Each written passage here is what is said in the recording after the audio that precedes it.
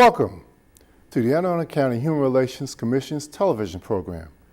I'm your host, Leslie Stanton, and joining me for today's program will be the chairperson of the Anne Arundel County Human Relations Commission, Mrs. Cindy Robichaud. Welcome, Cindy. Good morning. Nice to see you again, Leslie. Well, you know, Cindy, this is the first program as we restart the Anne Arundel County Human Relations Commission's program, and we thought that we would have you, as the chairperson of the commission, come on to talk to our viewing audience about just what the role and the purpose of the Human Relations Commission is. But before we do that, let's talk a little bit about Cindy and give our viewing audience some background about you and how you got into Anne Arundel County, because I understand that you're not a native to Anne Arundel County. I am not a native of Anne Arundel County, but I came here as a child. My father was in the military and stationed here, so I went to actually middle school and high school here. And then I married someone in the military and we left. My husband and I were gone for many years, but we knew we wanted to come back to Annapolis because we enjoy it here. He did do a tour here at the Naval Academy, and so our children grew up here for a little bit, and then we came back. They finished high school here. They've gone on to college in Maryland, and we really wanted to be in Annapolis. Well, you know, I'm biased to this area because I was born and raised here, but it was Anne Arundel County and Annapolis' gain to have you and your husband decide to come back to take up residence here with us in Anne Arundel County. Let's talk, if we can, a little bit about the commission and what your role is relevant to the commission. You're the chairperson of the commission. How long have you been serving on the commission? I've been on the commission 3 years, so I'm starting my 4th year. And I was the chair last year, and then before that, I had been the vice chair under Mark Heiss. I see. How does one come about becoming a member of the Anne Arundel County Human Relations Commission? Well, I think there are really two different paths to become a member. You can be asked directly by the county executive or someone from his staff to join the commission if they are aware of you and think that you are interested in the work that we do. Mm-hmm. Or sometimes if we have openings on the commission, there'll be an announcement in the paper, and people that are interested can fill out an application and send that into the office. I see. And they can then be vetted that way as well. Well, what actually prompted you? Do you have any professional experience in the area of human relations, or have you done any kind of work in that area, or do you just have an interest in that particular area? Well, I think really my interest stemmed from moving here when I was in middle school. Mm-hmm. I moved here from an area that had quite a different demographic makeup. Okay. And so it was really noticeable to me to move here to a community that has such a diverse group of people. We have African Americans. At the time, it was mostly African Americans and white Americans. And mm-hmm. just to see that what I perceived as the difference in treatment was very noticeable to me. I see. And so I've had an interest in that. And I've lived all over the country and around the world and seen how people work together in other areas. So I was really interested in that. So it seems like a natural fit for you in terms of your interests. Right. What about the composition of the commission itself? What's the demographics of the commission? We have, I think, a very diverse commission.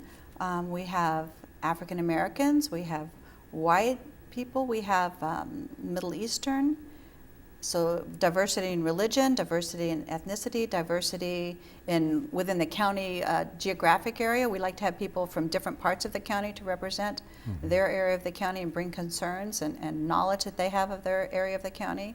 So it's, I think, a very diverse group. Women, men, quite a diverse group. I would like to see maybe some more representation from the Hispanic community and the Asian community. I see. And possibly also from the LGBTQ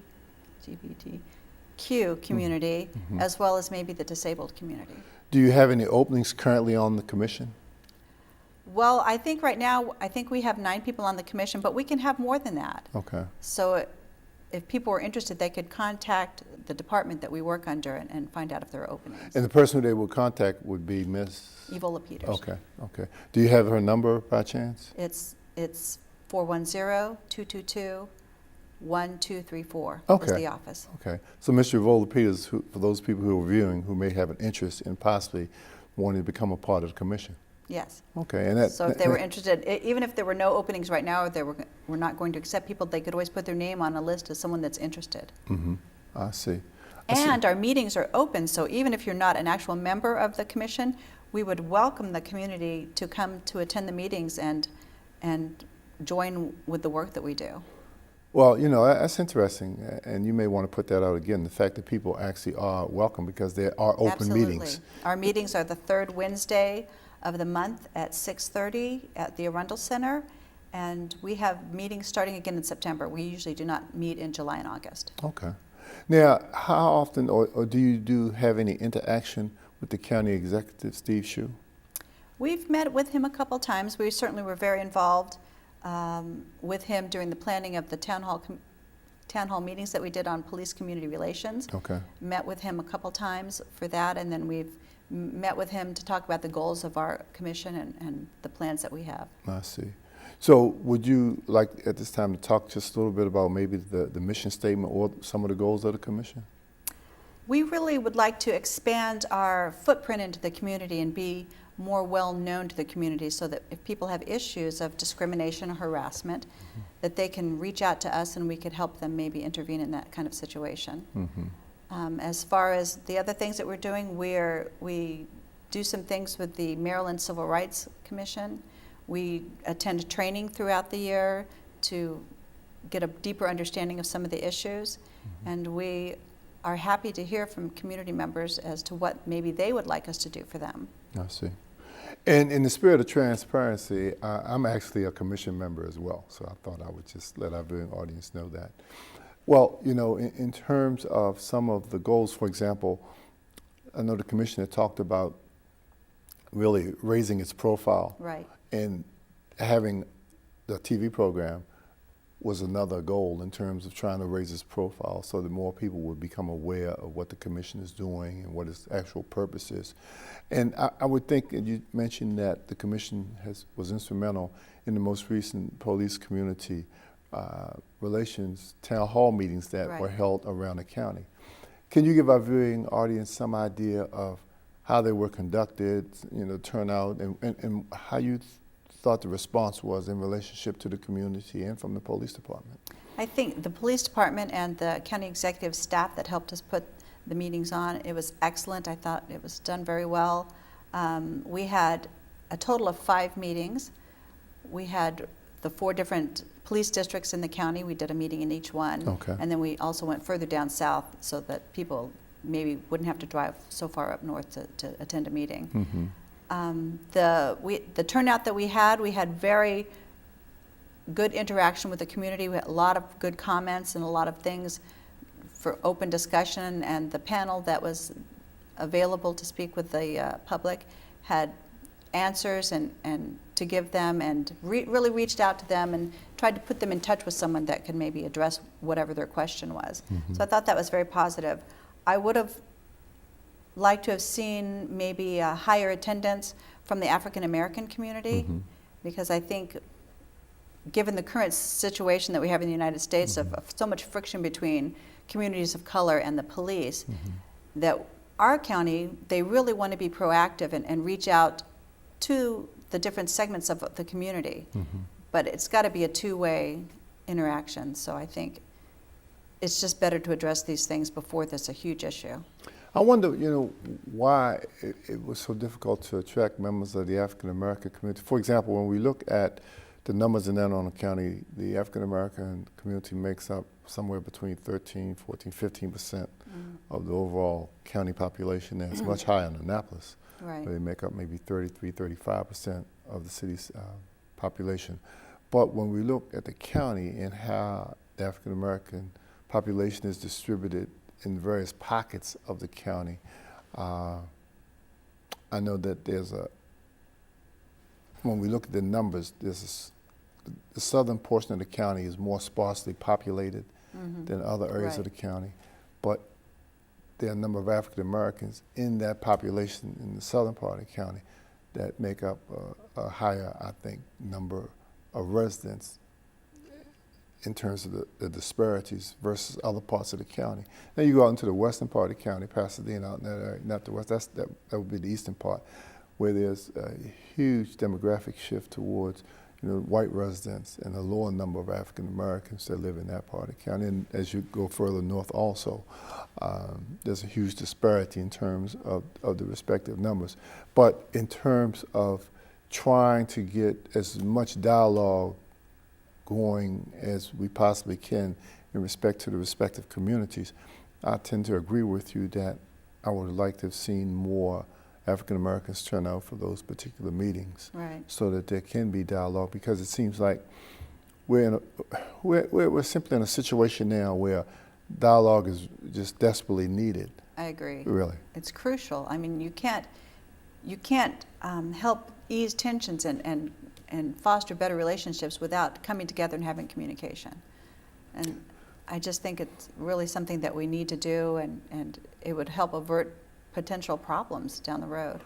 Absolutely. I think that, when we talk about human relations, I think that the key to it is communication and people talking to one another and have a better understanding. I also think meeting people that you don't normally see every day, meeting other groups of people and finding out we have so much more in common, the different communities, than we have that separate us.